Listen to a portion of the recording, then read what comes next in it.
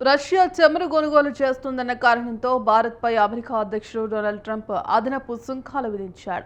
August 27 నుంచి 50% సుంకాలు అమల్లోకి రానున్న నేపథ్యంలో వీటి గడువును ట్రంప్ పొడిగిస్తారని తాను ఆశించడం లేదని వైట్ హౌస్ వాణిజ్య సలహాదారు పీటర్ నరోవో చెప్పారు. గతంలో ట్రంప్ ప్రకటించినట్లుగా వచ్చే వారం కొత్త టారిఫ్ అమల్లోకి వచ్చే అవకాశం ఉందన్నారు. సుంకాల్లో భారత్ను మహారాష్ట్రగా పేర్కొన్న ఆయన రష్యా నుంచి చమురు కొనడం ద్వారా లాభదాయక కార్యక్రమాన్ని భారత్ కొనసాగిస్తుందని ఆరోపించారు.